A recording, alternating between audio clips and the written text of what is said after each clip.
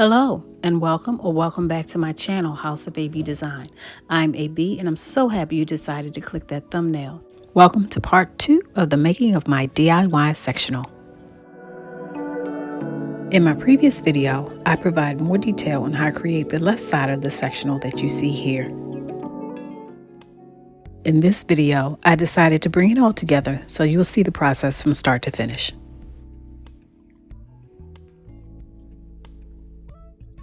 It all started with this area of my family room with 2 twin mattresses and box springs. I've been wanting to update the area for a while now, but didn't quite know how to go about changing the look without giving up the sleeping option. Most of the sleep sofas were either too pricey or just plain uncomfortable. My inspiration was this sectional that I found on the Kardiel website.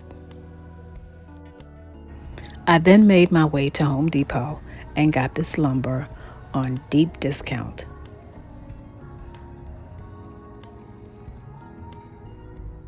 After cutting the lumber off camera in the sizes that you see here, I was ready to take on the challenge of building the sectional frame.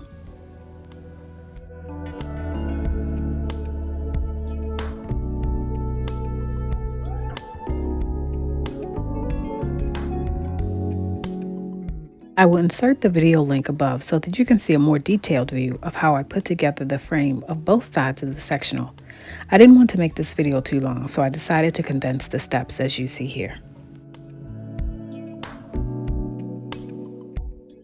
This video was compiled over the course of several weeks. I had to find the time to complete the sectional after working my 9 to 5, so you will see various wardrobe changes and lighting changes, so I apologize in advance.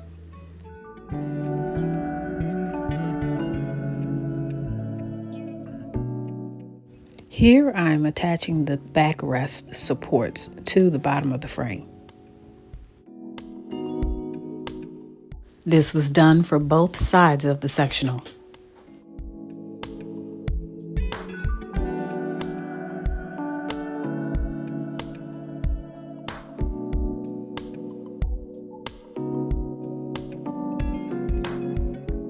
This top support on the frame was done for both sides of the sectional. I explain in detail in the video linked above, which is part 1 of the sectional DIY.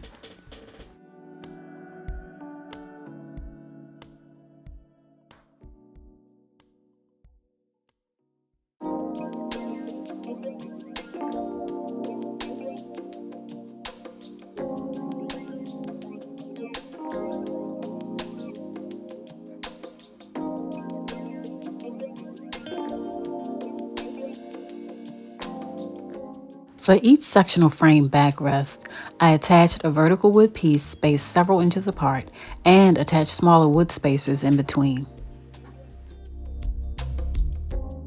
I used cut panel pieces so that I could attach them to the backrest frame for additional support.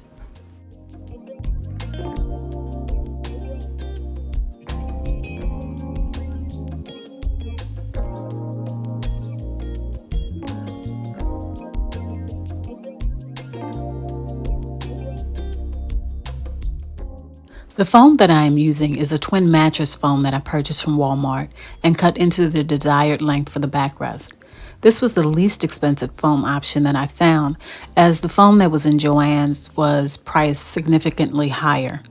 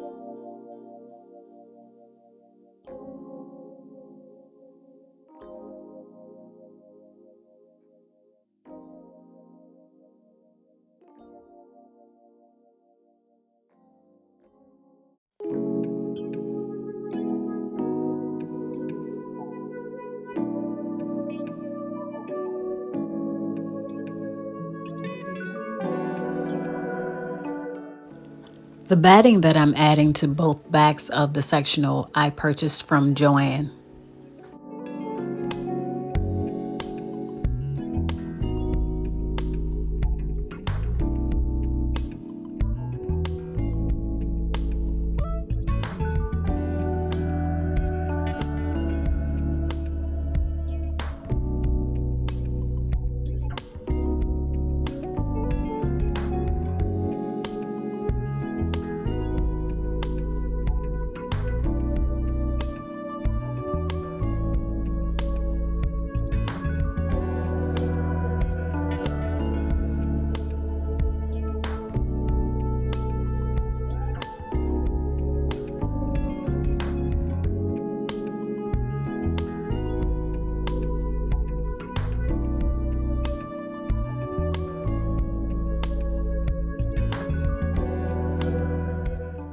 The fabric for the sectional I also purchased at Joann in the clearance section, and thankfully it was just enough to finish the project.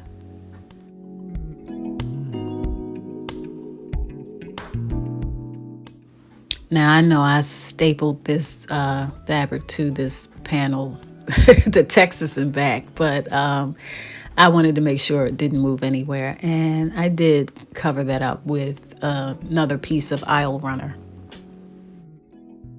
So for this corner area, I stapled the corner fabric instead of trying to sew a corner. I didn't feel like going through that. And I'm going to add two separate pieces, as you'll see in the next frame here, where I'm going to staple the fabric onto the fabric that's already there. And I'm going to fold it so that you will not see the staples that I placed initially. I'm going to do this for both sides of the corner section.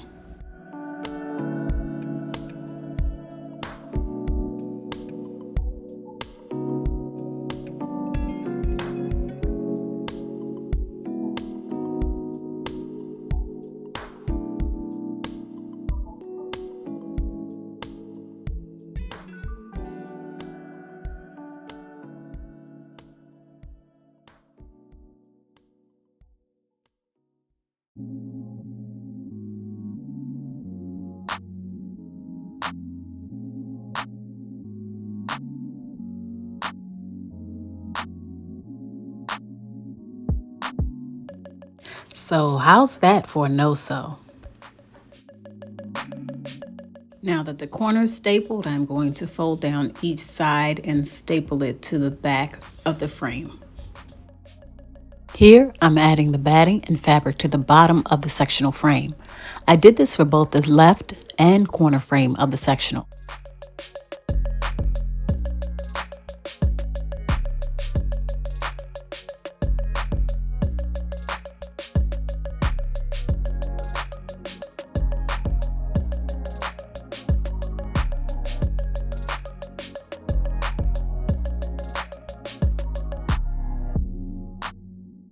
I also stained the frame and legs of the sectional that were visible in a mocha stain color.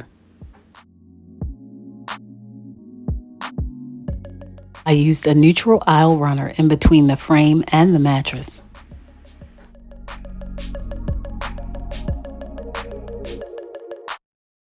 Off camera, I sewed the mattress cover and I secured it to this bottom panel. I did this for both mattresses. I then secured the backrest to the bottom of each frame.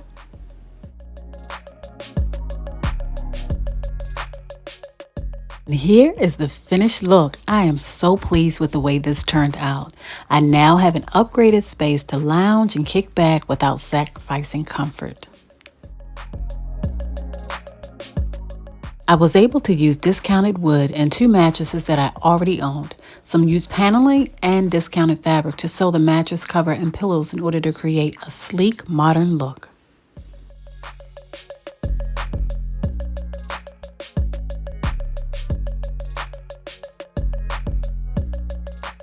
So let's take a look at the before. This was two mattresses and box springs.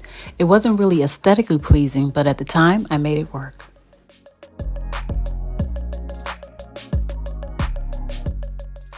With some inspiration and a little imagination, I used some of what I already owned to get the look I was going for. Until next time, thanks for watching.